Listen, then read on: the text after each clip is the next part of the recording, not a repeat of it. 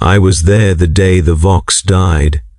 Not with a scream, not with a burst of static violence or the shriek of enemy interference, but with a whimper, a slow, cancerous silence that crept into our trench network like poison gas, filling the gaps between words until there were no words left at all.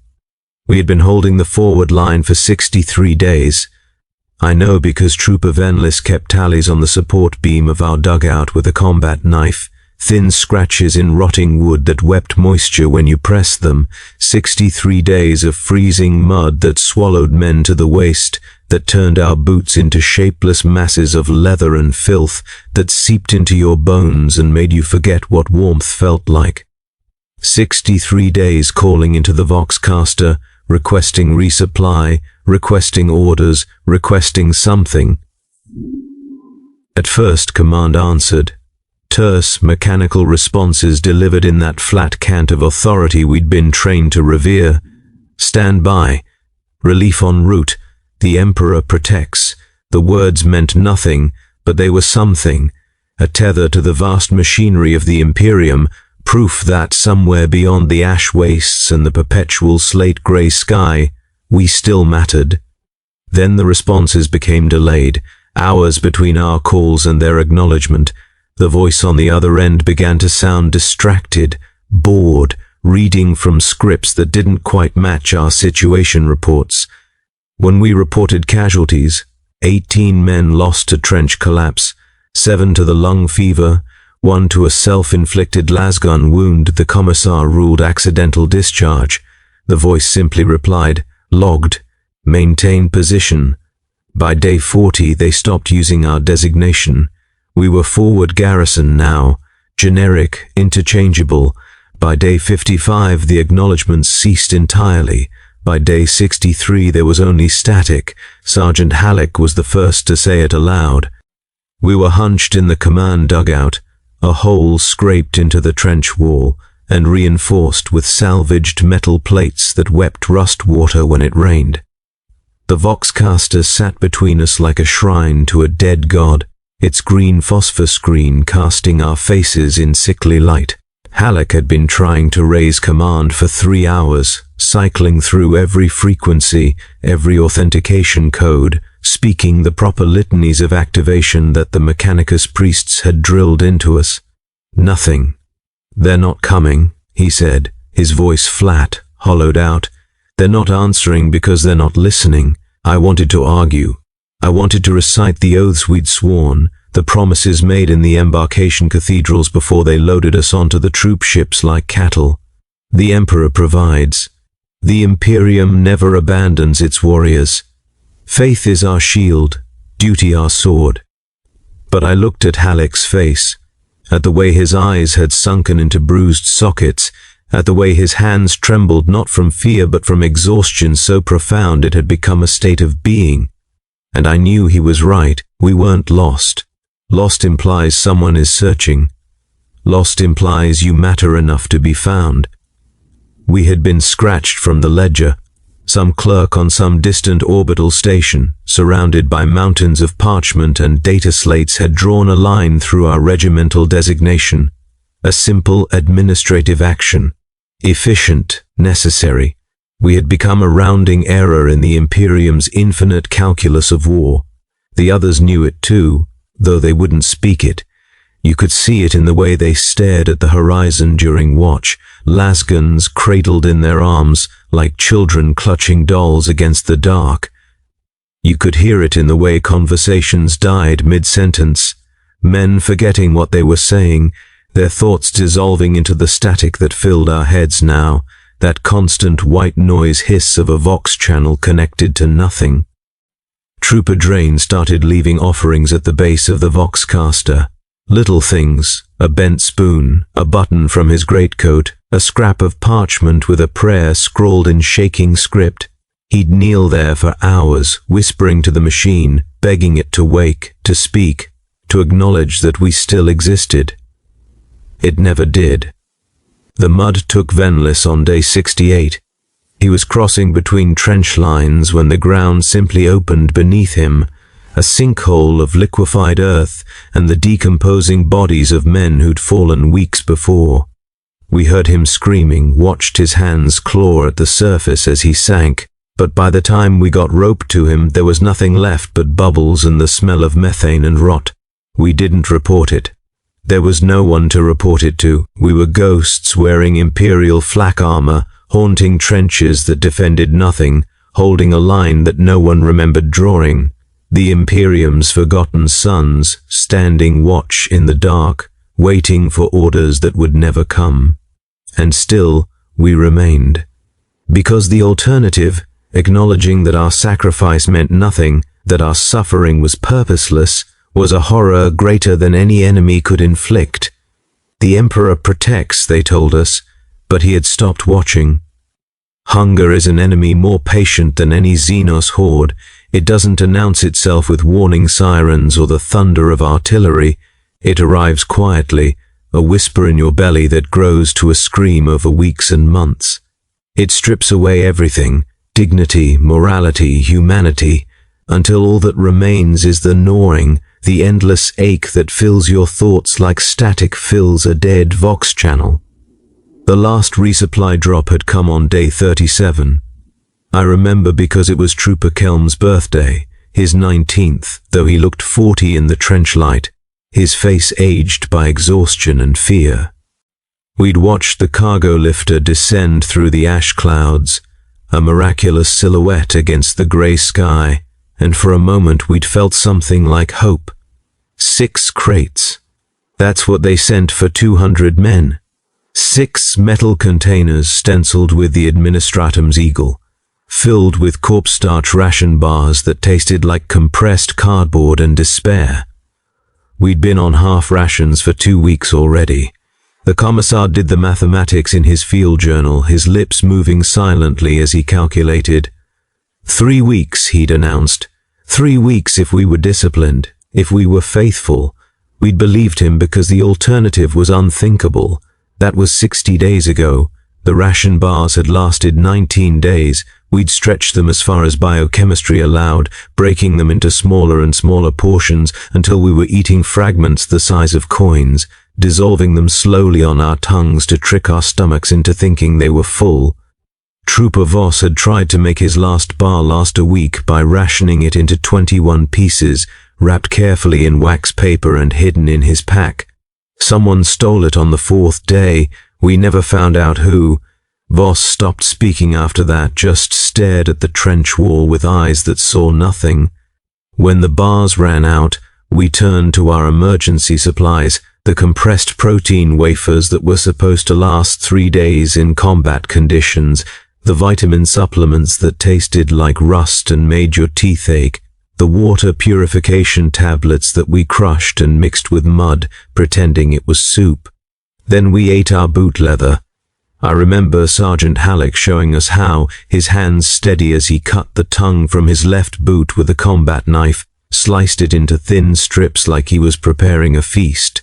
We boiled the leather in our helmets over promethium fires that we couldn't afford to burn, fires that consumed fuel we needed for our last remaining generator. The leather turned soft and grey, releasing an oil that sheened the water with rainbow colors. It tasted like industrial chemicals and defeat. We ate it anyway. Some men boiled their belts, others cut patches from their flak armor where it wouldn't compromise protection, though protection from what, none of us could say. The enemy we'd been sent to fight had never materialized. We were dying of hunger in fortifications built to withstand a siege that never came. By day 90, we were drinking the trench water. We knew what was in it. We'd seen the bodies sink into the mud, watched them decompose over weeks, their flesh sloughing off like wet cloth until only bones remained, half submerged in the freezing soup we waded through every day. The water was grey-brown, thick with sediment and things we didn't want to identify. It smelled like gangrene and rust. But thirst is crueler than hunger. Thirst makes you stupid, makes you animal. We told ourselves the purification tablets would be enough, that the Emperor would protect us from whatever microscopic horrors swam in that filth. We scooped it into our canteens with shaking hands and drank without looking, without thinking, because thinking would make it impossible. The dysentery started within 3 days. Men spent hours squatting over the latrine trenches, voiding what little remained inside them, their bodies eating themselves from within. The smell became inescapable, a sweet sick reek of digestive collapse that mingled with the mud and the corpse water and the general miasma of our slow extinction. I watched Trooper Merrick weep over an empty ration tin, his hands trembling so badly he dropped it twice before he could bring it to his lips, licking the interior for molecules of nutrients that had long since oxidized away. He was 23 years old. He'd survived 2 planetary invasions, earned a commendation for valor at the Battle of Thelgen Ridge. Now he was crying over an empty can like a child who'd lost his mother. The commissar shot the first man who spoke of eating the fallen. It was Trooper Den, a quiet soldier who'd never caused trouble, who'd said his prayers every night and kept a miniature aquila around his neck that his mother had given him before embarkation. We were hauling bodies out of a collapsed dugout, 4 men crushed when the support beams finally rotted through, and Den had looked at the corpses with an expression I can only describe as consideration. Fresh meat, he'd said, so quietly I almost didn't hear him. Still fresh. The commissar's bolt pistol barked once. Den's head came apart in a red mist. The rest of us stood frozen, covered in his blood and brain matter, too exhausted to even flinch. "The Emperor provides," the commissar said, his voice shaking. "We do not defile his servants, we do not become animals." But a week later, even he looked away when we dragged bodies into the dugouts after dark. I won't describe what we did. Some confessions are too heavy for words, too black with sin to drag into the light. I'll say only this: hunger makes philosophers of us all. It asks questions about the soul, about where humanity ends and survival begins. It makes you weigh the sanctity of the dead against the screaming emptiness in your belly. We told ourselves they were already gone, that their souls had returned to the Emperor's light, that the flesh they'd left behind was just meat, just protein, just fuel to keep us alive one more day. We told ourselves many things in the darkness of those dugouts, with the taste of corpse starch and boot leather, and worse things lingering on our tongues. "The Emperor provides," they'd told us in training, in the great cathedral barracks where they'd forged us into soldiers. But the Emperor had stopped providing, and in his absence we provided for ourselves, and became something less than human in the process. Every night we manned the fire steps and waited for an enemy that never arrived. The ritual began at dusk, if you could call it dusk on a world where the sky never changed, where the same slate-gray clouds hung motionless overhead like a shroud. The watch rotation was one of the few structures we maintained, one of the last threads connecting us to what we'd been. Soldiers of the Imperium, guardians of mankind, the Emperor's faithful warriors. We'd climb onto the firing platforms built into the trench walls, our lasguns cradled against our chests, and stare into the ash wastes beyond. Kilometers of nothing. Grey sand and black rock, twisted formations of metal that might have been buildings once, corroded by centuries into abstract sculptures of decay. The wind moved through them with a sound like breathing, like the world itself was alive and watching us with contempt. Intelligence had been clear during our initial briefing, delivered in the belly of the troop ship while we burned through the atmosphere toward deployment. The enemy was coming, a Xenos incursion, the officer had said, his voice amplified by the vox horns until it seemed to come from the Emperor himself. Raiders from the eastern wastes, moving in force, intent on claiming this world for their own blasphemous purposes. We were the bulwark, the first line of defense. Hold them here, we were told, and reinforcements would arrive to push them back. Break them against our trenches like waves against a sea wall, for the Emperor, for the Imperium, for Holy Terror, and all the martyred saints who'd given their lives to keep mankind's flame burning in the darkness. We'd believed it. Emperor, forgive us, we'd believed every word. The first week we were vigilant. Every shape in the distance was a potential contact. Every sound carried on the wind made us grip our weapons tighter, made our hearts hammer against our ribs with that electric mixture of fear and anticipation that defines a soldier's existence. Sergeant Halleck ran us through combat drills until our hands moved by instinct, charging power packs, acquiring targets, calling out fire sectors in the clipped cant of imperial battle language. We were ready. The enemy never came. The second week, our vigilance became routine. We stood watch because the rotation demanded it, because discipline required it, but the initial edge of readiness had dulled. Some men began to doze on the fire steps, jerking awake when their heads nodded forward, looking around guiltily to see if anyone had noticed. The third week, Trooper Kasim shot at shadows. It was during night watch, though night and day were almost indistinguishable here, just gradations of grey, and he'd sworn he saw movement in the wastes. 300 meters out, near the corroded remains of what might have been a manufactorum spire. He'd called the contact, his voice tight with adrenaline, and half the trench line had opened fire, lasgun beams cutting red lines through the darkness, las bolts exploding against rock and metal in brief flowers of superheated light. When we stopped shooting, there was nothing, just the wind and the settling dust and the ringing in our ears.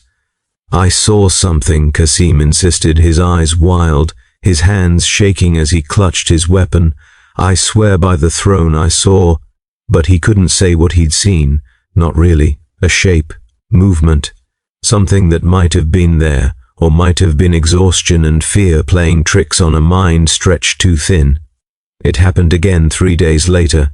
Then again, different men, different sections of the line, all reporting contacts that vanished the moment we engaged them. Wind-blown debris that looked like advancing infantry, shadows cast by the shifting ash clouds that resembled vehicles. The wastes were full of ghosts, and we were shooting at every one of them, burning through our dwindling power packs, wasting energy on phantoms. The commissar tried to maintain order, threatened field punishment for anyone who fired without confirmed targets. But how do you confirm what isn't there? How do you prove something exists when it refuses to manifest? By the second month, some of us began to whisper the terrible suspicion we'd all been thinking but couldn't bring ourselves to say aloud. There was no enemy. There had never been an enemy. We'd been deployed to hold a line against a threat that existed only in some intelligence officer's report, filed away on some distant orbital station, based on data that was corrupted or obsolete, or simply fabricated to justify troop movements that served some incomprehensible strategic purpose. Or perhaps there had been an enemy once, months or years ago, and they'd moved on or been destroyed or lost interest in this worthless ball of ash and poison. Either way, we were guarding nothing, defending an empty wasteland against an opponent who would never arrive to be defended against. The realization was worse than any battle. Combat has a terrible purity to it. When the enemy is real, when last fire is incoming and you can hear the screams of wounded men and smell the ozone stink of discharged weapons, there's no room for doubt. You're alive or you're dead, you're fighting or you're fleeing, and every action has immediate, visceral meaning. But this, standing watch night after night, staring into nothing, waiting for something that would never come, it was a slow poison, corrosive to the soul in ways that combat never could be. Trooper Venlis, before the mud took him, had tried to explain it once. We were sharing watch on the fire step, both of us hollow-eyed and shaking from hunger, our lasguns feeling like they weighed as much as bolt guns in our weakened grips. At least if they came, he'd said quietly, we'd know why we're here. We'd have a purpose. Kill or be killed. That's simple. That makes sense. He'd stared into the wastes, his breath misting in the cold. But this, we're not soldiers anymore. We're just Men standing in a hole waiting to die for no reason anyone can remember. I hadn't answered him. There was nothing to say. Men began to crack. Halleck found Trooper Merson firing his lasgun at the sky, screaming that he could see enemy aircraft, that they were coming in from above, that we needed to sound the alarm. There was nothing above us but the eternal grey clouds. We restrained Merson, took his weapon away. He'd sat in the dugout afterward, rocking back and forth, whimpering about wings and eyes and things descending from the heavens. They took him away 3 days later, not to a Medicae station, we had none, but to one of the deeper dugouts where we kept the men who'd stopped being functional. A dozen of them now, sitting in the darkness, muttering to themselves, their minds shattered by the waiting, by the absence of meaning. I understood them. Emperor help me, I understood. Because the enemy that doesn't come is more terrible than any foe you can fight. It denies you even the dignity of purpose. It transforms your sacrifice into a joke, your suffering into meaningless theater. We'd been sent here to hold a line, and we were holding it, faithful unto death. But there was nothing on the other side, no threat, no strategic value, no reason for any of this except that the Imperium's vast machinery had set us in motion, and that machinery had no mechanism for acknowledging its mistakes, no way to admit that we'd been deployed for nothing. So we stood watch. We manned the fire steps.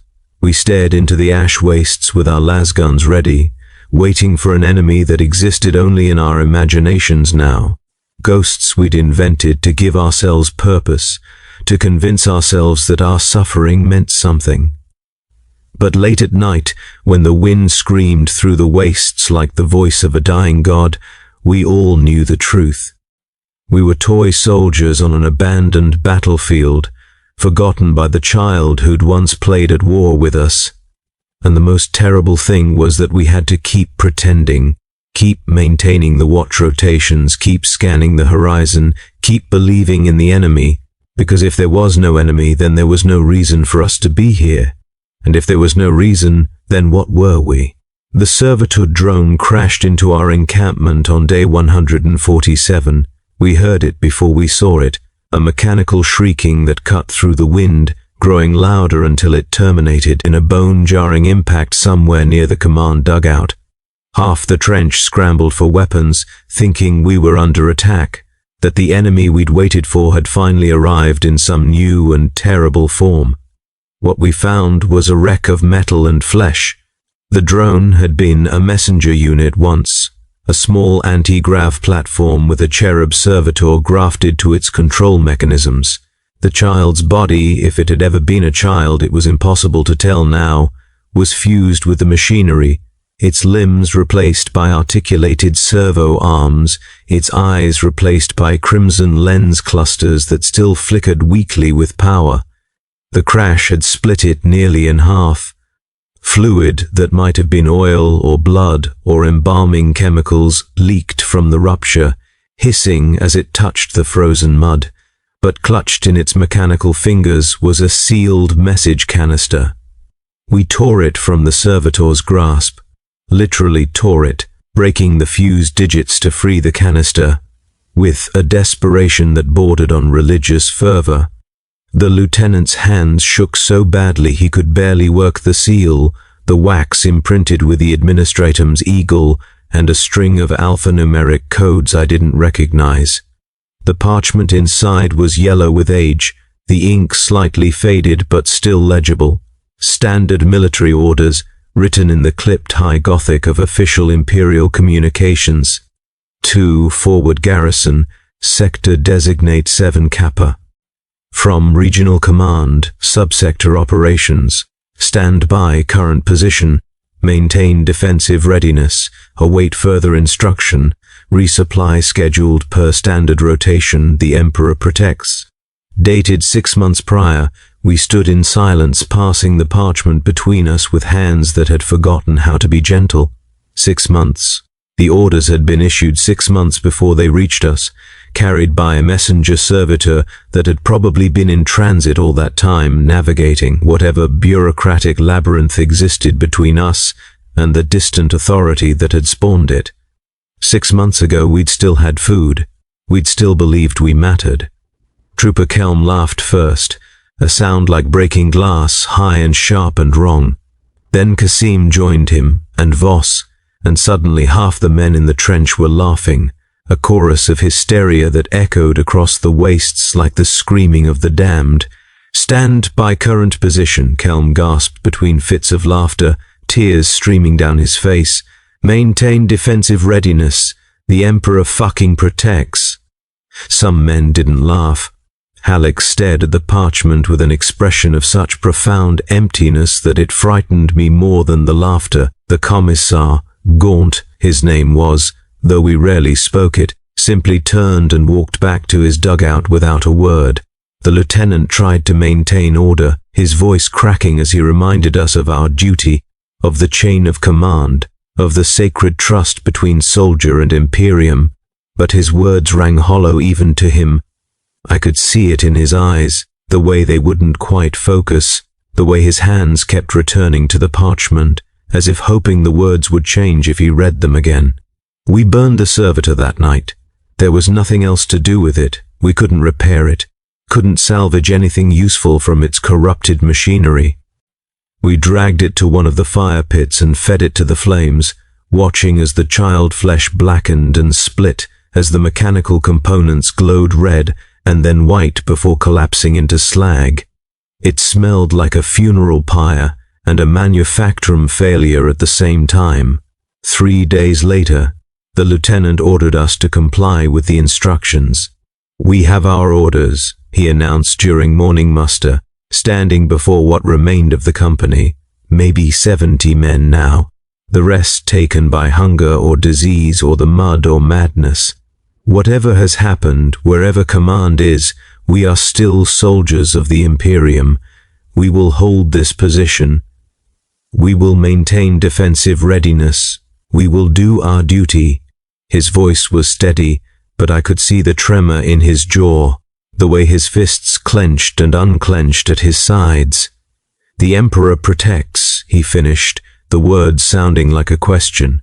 What else could we do? The orders were clear, no matter how obsolete, no matter how divorced from reality. To abandon our post would be desertion. Desertion was heresy. Heresy was damnation, not just for the individual, but for everyone connected to him. Our families back on whatever hive world had spawned us, our regimental honors, our very souls. The Imperium had taught us this from the moment they'd taken us, children most of us, and forged us into soldiers. Obedience was virtue. Duty was sacred. To question orders was to invite corruption, to open yourself to the whispers of chaos that waited in every moment of doubt. So we obeyed. We maintained the watch rotations, though we barely had strength to stand. We performed equipment inspections on lasguns we couldn't charge, flak armor that was more rust than ceramite. We held formation during muster, standing in crooked lines while the lieutenant read litanies of devotion from a prayer book, whose pages were so water-damaged the words had become abstract patterns of running ink. We were toy soldiers on a shelf, forgotten by the child who'd once played war with us, but still maintaining our poses, still holding our weapons, still staring forward with painted eyes because that was all we knew how to do. Halleck tried to explain it to me once, during a night watch where we were too weak to do anything but sit on the fire step, our lasguns across our laps, staring into the darkness. "It's not about believing anymore," he said quietly. "It's not even about the Emperor or the Imperium or any of that. It's about what else is there?" He was silent for a long moment, and when he spoke again, his voice was barely audible over the wind. "If we leave, where do we go? If we stop being soldiers, what do we become? This trench, these orders, this duty, it's the only thing holding us together. Take it away, and we're just meat, just dying animals in a hole." I wanted to argue. I wanted to tell him that there had to be something more, some alternative to this slow extinction in the name of obsolete orders from a command structure that had forgotten we existed. But I couldn't. because he was right. We were beyond hope now, beyond rescue, beyond any expectation of relief or resupply or extraction. But we were still soldiers. That identity was the only thing we had left, the final thread connecting us to what we'd been before hunger and disease and despair had hollowed us out. So we held the line. We maintained defensive readiness. We awaited further instruction that would never come, not out of faith, not out of courage or loyalty or belief in the Emperor's divine plan, but because abandoning our post would require admitting that everything we'd suffered, everything we'd sacrificed, everything we'd become, all of it had been for nothing. And that truth was more terrible than any death we could imagine. The Emperor protects, the parchment had said, but we were protecting the Emperor now, protecting him from the knowledge of what his Imperium had done to us, protecting the myth of his infinite mercy from the reality of our meaningless suffering. We were the lie that kept the machine running, the sacrifice that no one would remember, the prayers whispered into a void that would never answer. And still we stood watch, because heresy was the only thing worse than irrelevance. Trooper Marek collapsed during morning muster on day 163. One moment he was standing in formation, swaying slightly, we were all swaying by then, our bodies eating themselves from within, and the next he was on his knees, coughing. Not the dry hack we'd all developed from the cold and the dust, but something wet and thick that sounded like drowning. Blood came up with the cough, not the bright red of a fresh wound, but something darker, almost black, flecked with matter I didn't want to identify. It splattered across the frozen mud in front of him, steaming slightly in the cold air. Then we saw his skin. His hands, clutching at his throat, were mottled with lesions, dark patches that spread across his flesh like spilled ink, like bruises blooming in time-lapse. As we watched, they grew, crawling up his wrists, disappearing beneath the sleeves of his greatcoat. His eyes had gone yellow, the whites turned the color of old parchment, threaded with broken blood vessels that formed patterns like cracked glass. He tried to speak, but only managed another coughing fit. More blood, darker now, thick as oil. Then he collapsed forward into his own vomit and lay still, his body convulsing, his fingers clawing shallow furrows in the mud. The lieutenant ordered us back, but it was too late. Whatever Marek had, we'd all been breathing the same air, drinking the same water, eating the same. I stopped that thought before it could complete itself. Within 3 days, half the company was bedridden. We dragged them into the dugouts, there was nowhere else to put them, and laid them on whatever dry ground we could find. They shivered despite the greatcoats we piled on them, their teeth chattering so hard I thought they'd crack. The fever came in waves, burning them from the inside until they threw off their covers and clawed at their clothing, screaming about heat, about fire, about being consumed. Then the chills would return, and they'd curl into themselves, whimpering like children, begging for warmth we couldn't provide.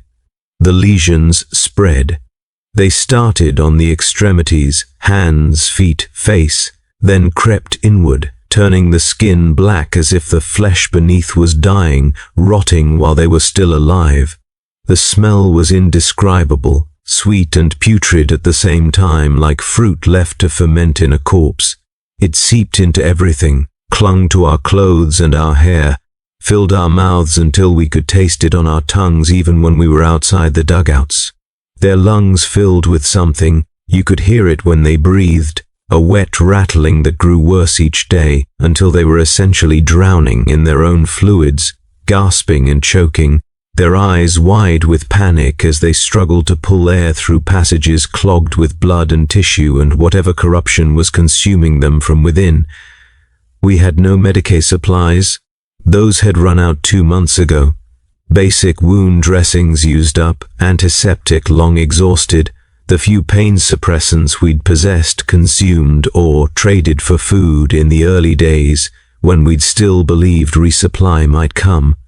The Medicae officer, a thin man named Yosef, who'd probably been in his 30s but looked 60, could do nothing but watch them die. "It's the soil," he said to me one night, his voice hollow with exhaustion. We were sitting outside the sick dugout, unable to bear the sounds from within any longer, the coughing, the pleading, the prayers that became screams. What? The soil, the water, this whole emperor-forsaken world. He gestured vaguely at the wasteland around us. It's poisoned. Toxins in the ground, industrial contamination, chemical weapons residue, maybe something worse. Heretical corruption that the administratum never bothered to record, or recorded and classified and forgot. He laughed, a sound devoid of humor. We've been drinking it, eating things grown in it or that died in it. It's been accumulating in our bodies for months, and now... He trailed off, staring at his own hands as if expecting to see the lesions blooming there. Now it's killing us. Organ failure, blood toxicity, immune collapse. I don't even know what to call it. It's just... rot. We're rotting alive. I wanted to tell him he was wrong, that there had to be another explanation, something treatable, something survivable. But I'd seen the black lesions spreading, had smelled the sweet sick reek of flesh dying while the body still lived. I knew he was right. The Imperium had sent us to hold a poisoned world, and never bothered to tell us we were already dead the moment we set foot on it. We started burning the bodies within a week. There was no proper burial on this world.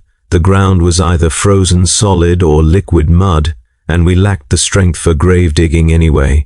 So we dragged them to the fire pits we'd been using for warmth and waste disposal, poured what remained of our promethium reserves over them, and set them alight. The smoke was greasy and yellow, thick enough to choke on.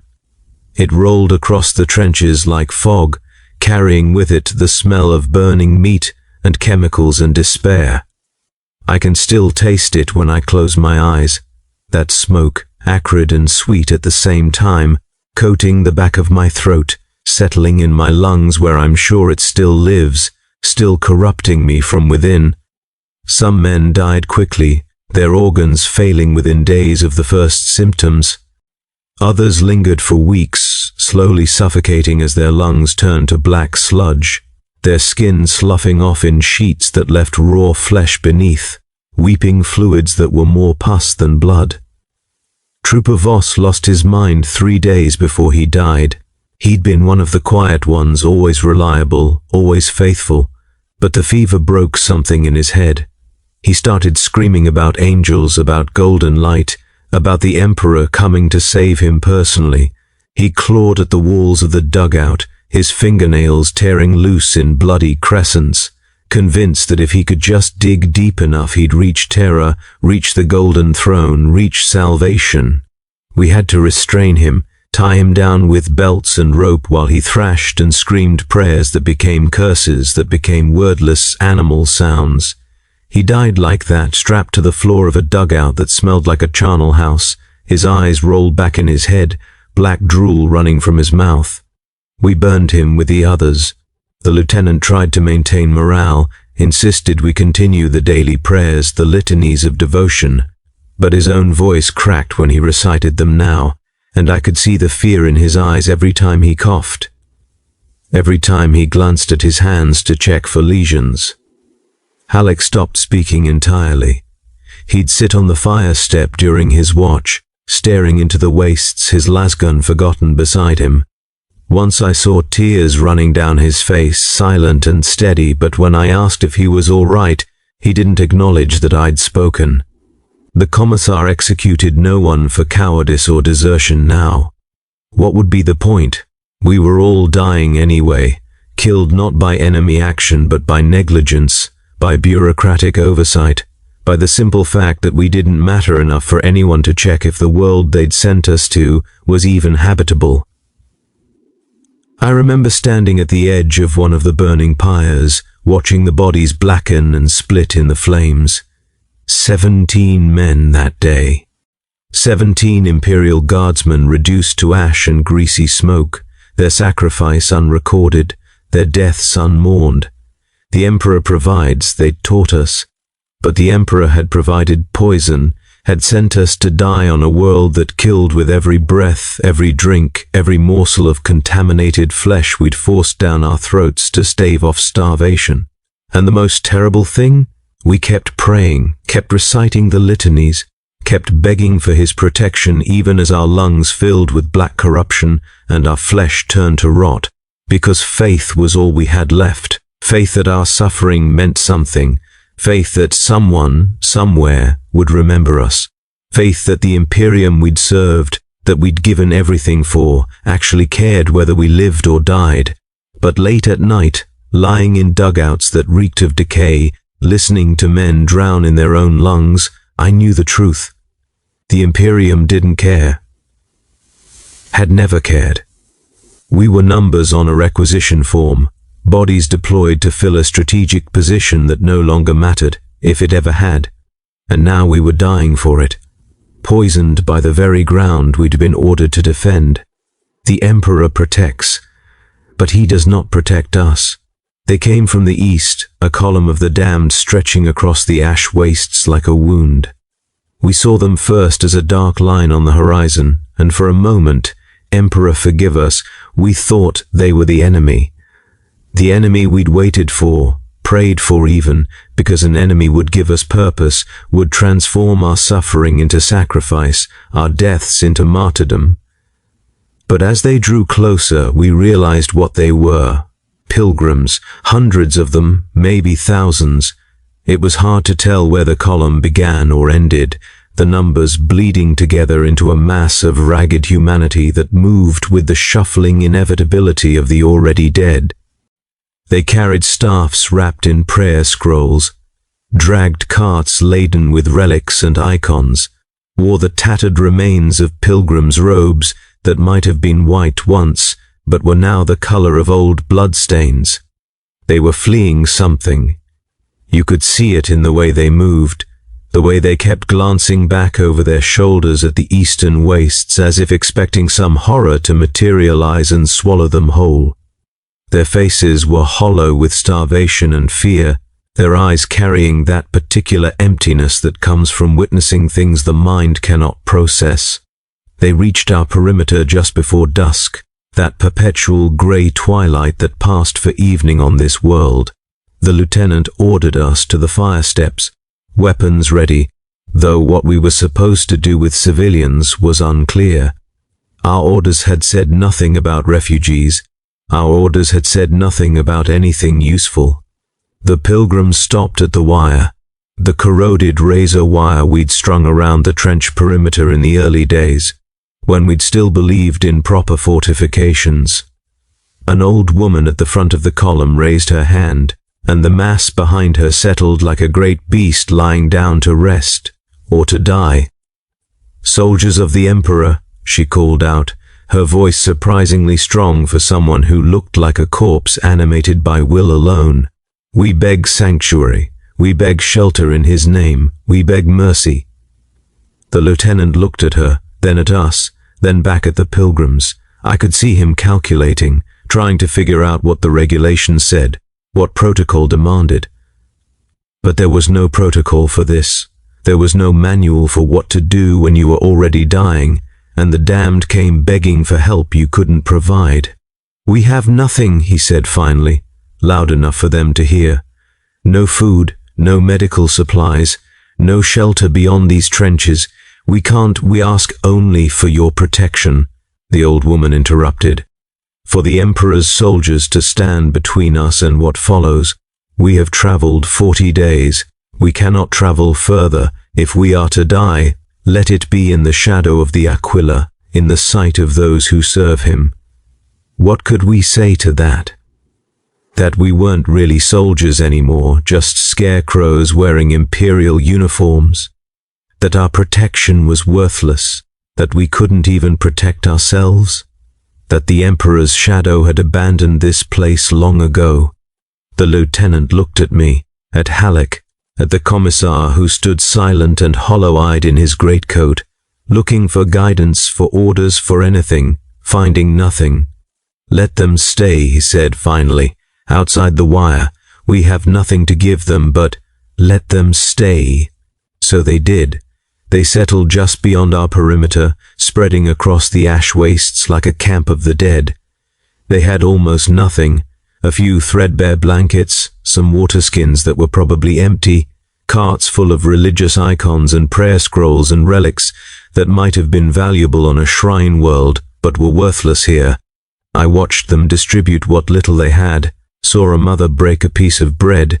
If you could call it bread, it looked like compressed ash, into 5 pieces for her children, each portion smaller than my thumb.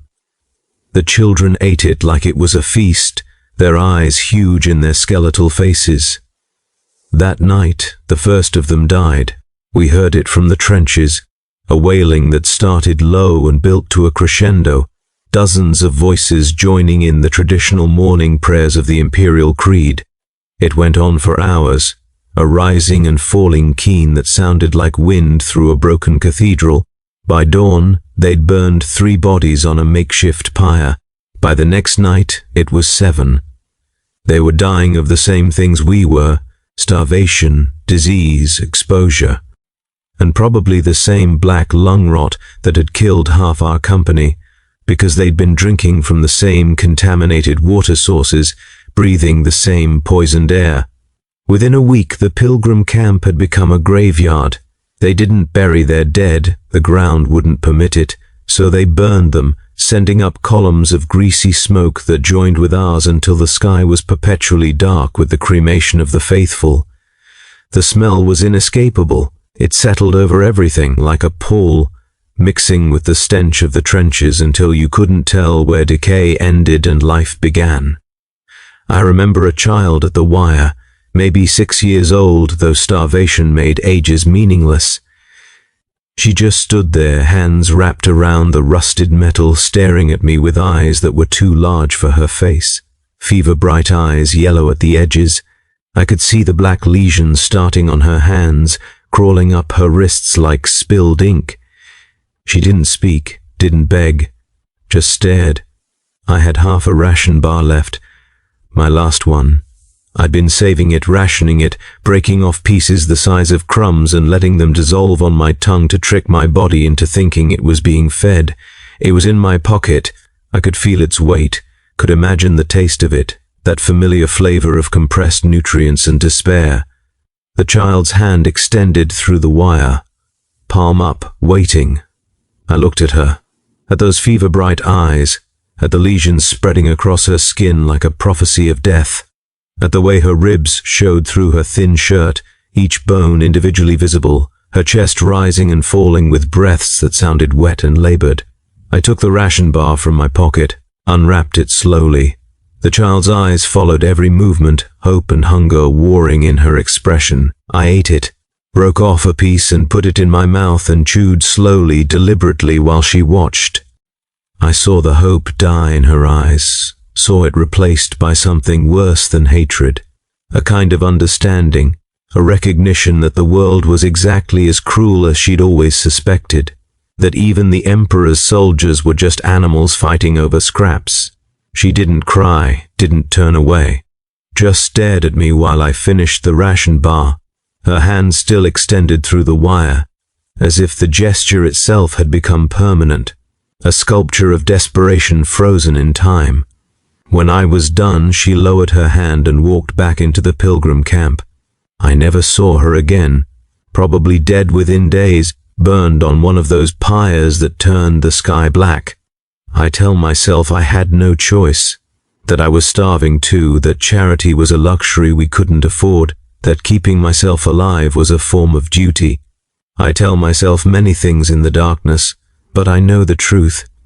I ate that ration bar in front of a dying child because I had stopped being human, because hunger had burned away everything except the animal instinct to survive one more day, because the Imperium had reduced me, reduced all of us, to creatures who would watch children die and feel nothing. The pilgrims kept dying, 10 a day, then 20, then so many we stopped counting. Their prayer songs grew weaker, fewer voices joining in the liturgies of mourning.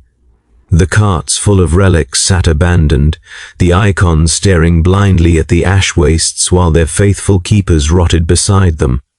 Some tried to leave, gathered what strength remained and struck out westward, toward rumored evacuation zones that probably didn't exist. We watched them go, skeletal figures dragging themselves across the wastes, and wondered how far they'd get before their bodies finally surrendered. A kilometer? 2? It didn't matter. The world would kill them whether they moved or stayed still. The old woman who'd begged for sanctuary was one of the last to die.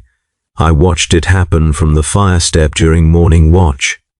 She'd been leading prayers, her voice strong despite the lesions covering her face, despite the blood she kept coughing into a rag that had long since turned black. She was in the middle of a liturgy, something about the Emperor's eternal vigil, about his light reaching even into the darkest places, when she simply stopped, mid-word, her mouth open, her eyes fixed on something above us, something invisible. Then she collapsed, and the handful of pilgrims still alive around her didn't even stop praying. They just continued the liturgy where she'd left off, stepping over her body, their voices hollow and automatic, reciting words that had lost all meaning. We were all the damned, the pilgrims, us, everyone on this Emperor-forsaken rock. All of us dying by degrees, watching each other sink, powerless to help even if we'd wanted to. Which we didn't, couldn't afford to. Halleck said it best one night when we were sharing watch. The pilgrim camp was quiet finally, most of them dead, the survivors too weak to pray anymore, just the sound of wind through the ash wastes and the occasional cough from the trenches. We should have helped them, he said quietly. I didn't answer. What was there to say? We should have shared what we had, should have tried. That's what the Emperor would have wanted, what we're supposed to do. He was silent for a long time, but we didn't. Because we're not soldiers anymore. We're not even human. We're just meat that hasn't stopped moving yet. And they were meat too, and meat doesn't help meat. It just waits for the other meat to die so it can keep living a little longer. He was right. We'd become what this world had made us. Creatures without mercy, without compassion, without anything except the hollow insistence on survival that no longer meant anything. The pilgrims had come seeking the protection of the Emperor's warriors. What they found was us, and we watched them die, and felt nothing. The Emperor protects, the old woman had said, but there was no protection here, no salvation, no light reaching into the darkness, just the damned watching each other burn. Desertion became the word we whispered in the darkness, not openly, never during muster or in the communal spaces where the lieutenant and the commissar might hear, but in the dugouts at night, in the quiet hours between watches when exhaustion made us honest, the word circulated like a contagion more virulent than the black lung rot. West, someone would murmur. There are evacuation zones west, troop transports still lifting off. If we could reach them. Salvage one of the cargo lifters, another voice would suggest. Jury-rig the engines, get off-world, anywhere has to be better than here. Just walk away, leave the trenches, head for the nearest settlement. Become someone else. They can't punish deserters they can't find. The conversations always ended the same way, in silence, in shame, in the recognition that we were speaking the unspeakable.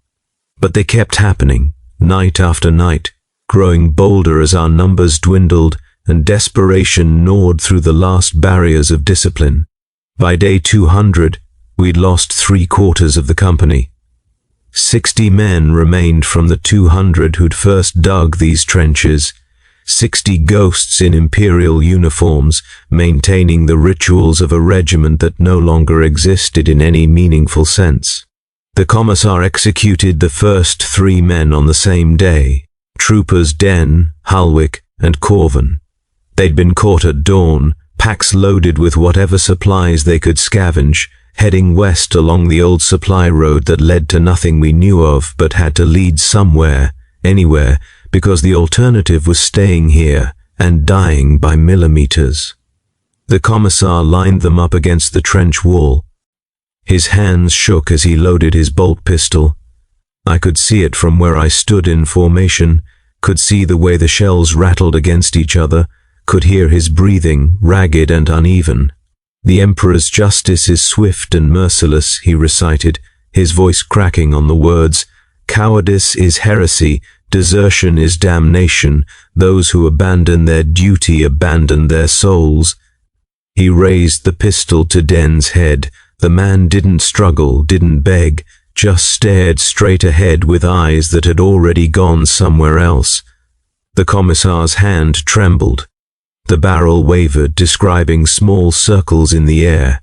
"The punishment for desertion is death," he continued, but the words came out as a question now, uncertain, hollow. "For the crime of cowardice, for the sin of abandoning your post, I, Commissar Gaunt, in the name of the God Emperor of mankind, do hereby—" He stopped.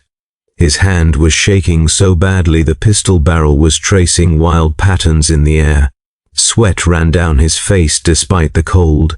I watched him try to steady his grip, watched him take a breath, watched him place the muzzle against Den's temple. The trigger didn't pull. 5 seconds, 10, 20. The commissar stood frozen, the bolt pistol pressed against Den's head, his finger on the trigger, unable to complete the action that had been trained into him, that was supposed to be instinctive, automatic, the sacred duty of his office. "Do it," Den whispered. "Please, just do it." The commissar lowered the weapon. "Go," he said, his voice barely audible. "All of you, go." Den stared at him. We all did. This was impossible. Commissars didn't show mercy. They couldn't. Mercy was weakness, and weakness was corruption, and corruption was how the Imperium fell. "Go," the commissar repeated, louder now. "Before I remember my duty. Before I remember what I'm supposed to be." The 3 men fled, grabbed their packs and ran westward into the ash wastes, stumbling and falling and rising and running until they were just shapes on the horizon, then nothing at all. The commissar stood there for a long time, the bolt pistol hanging from his hand, staring at the ground where the execution should have happened. Then he walked to his dugout and didn't emerge for 3 days. After that, the executions stopped. Men spoke of desertion openly now, arguing about routes and supplies and chances of survival. The lieutenant tried to maintain order, tried to remind us of our oaths, our duty, the sacred trust between soldier and Imperium. But his words had no weight anymore. We were beyond threats, beyond punishment, beyond fear of anything the Imperium could do to us. What could they take that they hadn't already taken? Our food, our hope, our faith, our humanity.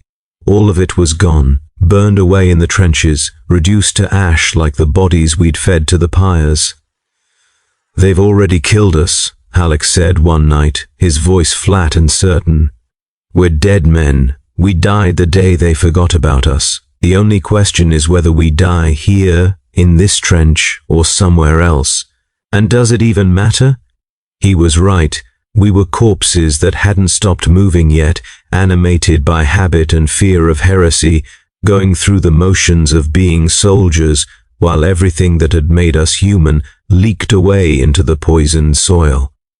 Trooper Kasim left on day 207, then Yosef, the Medicae officer, then 6 more whose names I can't remember now. They blur together, the living and the dead, until I can't distinguish between memories of men who walked away and men who died in the trenches. No one stopped them. The lieutenant watched them go with hollow eyes. The commissar remained in his dugout, and if he knew what was happening, he gave no sign. But most of us stayed, not out of loyalty. Loyalty requires belief, and we'd stopped believing in anything except the certainty of our irrelevance. Not out of courage. There was no courage in staying, no valor in maintaining a post that defended nothing. We stayed because leaving required something we no longer possessed. Hope. Hope that somewhere else mattered. Hope that we could become something other than what this place had made us. Hope that the Imperium had a place for deserters who'd abandoned their duty, even if that duty had been founded on a lie, and we had none.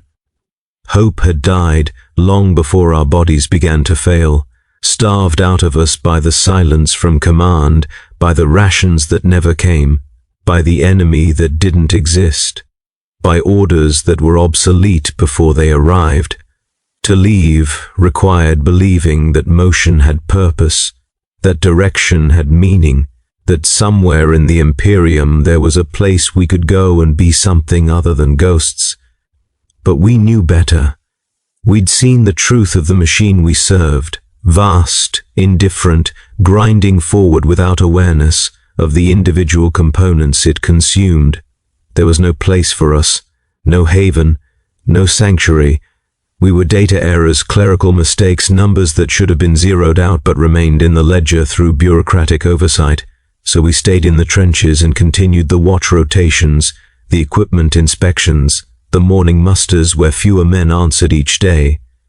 We stayed because staying was easier than confronting the immensity of our abandonment, easier than admitting that everything we'd sacrificed had been for nothing. Halleck put it into words one night, during a watch where we were too weak to stand, just sitting on the fire step with our lasguns across our laps, staring into darkness that stared back. "Do you know what the worst part is?" he asked. I didn't answer. There were too many worst parts to choose from. The worst part is that if we'd left, all of us, back at the beginning when we still had strength, no one would have noticed. No one would have cared. We could have walked away and the Imperium would have kept turning, the machine would have kept grinding, and our absence would have meant exactly as much as our presence. He laughed, a sound like breaking glass. "We're staying here to guard our own irrelevance, standing watch over nothing, dying for nothing, suffering for nothing, and we can't leave because leaving would mean admitting that it was always nothing, that we were always nothing." He was right, and we all knew it. We were the keepers of a lie, the lie that our sacrifice mattered, that our suffering had purpose, that the Emperor's Imperium cared about the men who died in its name. But the lie was all we had left. Take it away, and we would just meat rotting in a hole, unmarked and unmourned, our deaths as meaningless as our lives. So we stayed, not out of loyalty or courage or faith, but because the truth of our irrelevance was more terrible than any death we could imagine, and in staying we became the final monument to our own abandonment, soldiers of an Imperium that had forgotten we existed, standing watch over nothing, waiting for orders that would never come, dying so slowly we might never notice when living stopped. The Emperor protects, but he had stopped protecting us long ago, and still we remained, because heresy was the only thing worse than irrelevance, and irrelevance was all we had left to believe in. I don't know when I died, not in the physical sense, that came later or perhaps never came at all, I cannot say with certainty, but the moment when I stopped being a person and became a statistic, a data point, a clerical error waiting to be corrected, that I cannot pinpoint. It might have been the day the Vox went silent. It might have been the day we ate our dead. It might have been the moment I ate that ration bar in front of the dying child and felt nothing. Or perhaps it was always inevitable, written into the Imperium's ledgers before I was even born. I learned the truth years later, or someone told me the truth, or I dreamed it during the fever delirium that might be all I am now, a dying man's hallucination. A ghost telling itself stories to pretend it still exists. But the story is this: on a distant orbital station, so far from that poisoned trench world that the light from our sun hadn't reached it yet, an administratum clerk was performing routine data reconciliation. Her name was Irrelevant. They're all irrelevant. The faceless bureaucrats who oil the machine with their endless tallies and reports. She sat in a chamber of parchment and data slates, surrounded by the accumulated records of 1,000 wars on 1,000 worlds, worlds she would never see, wars she would never understand. She was reviewing casualty reports, cross-referencing active deployments against supply requisitions, looking for discrepancies in the infinite ledger that kept the Imperium's war machine functioning. And she found us. A regimental designation still listed as active deployment, still drawing theoretical supply allocations that were never filled, still occupying a line item in the vast machinery of logistics and war years after anyone had actually checked if we still existed. A clerical error, a data entry mistake compounded across decades or centuries. Time means nothing to the administratum, flows differently in the spaces between stars where their calculations are made. At some point, someone had failed to update our status, had forgotten to mark us as destroyed or dissolved or casualties acceptable. And so, we'd persisted in the records, ghosts in the machine, an accounting anomaly. The clerk, this faceless functionary whose name I'll never know, made a notation, a single keystroke, an adjustment to the eternal ledger. Unit status dissolved. Cause, administrative redundancy. Date, retroactive. Authority, subsector munitorum command. Remarks, clerical correction. Unit designation removed from active roster.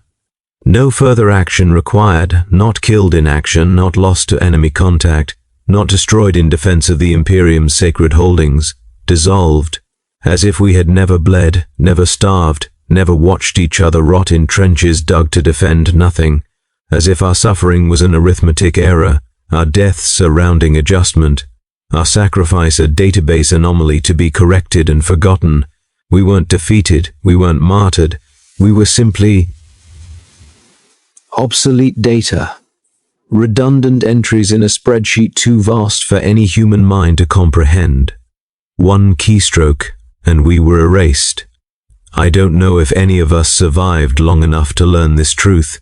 I don't remember the end, whether I died in those trenches, whether I walked into the wastes like so many others, whether I'm lying in some Medicaid facility somewhere recounting these memories to a servitor scribe that's recording my confession for files that will never be read.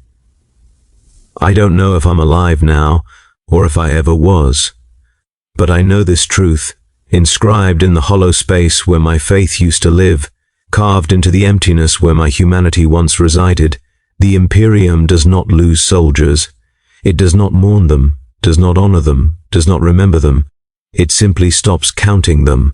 Somewhere, in the infinite bureaucracy of the administratum, there are millions like us. Regiments deployed and forgotten, garrison units left to die on worlds whose strategic value was recalculated and found wanting.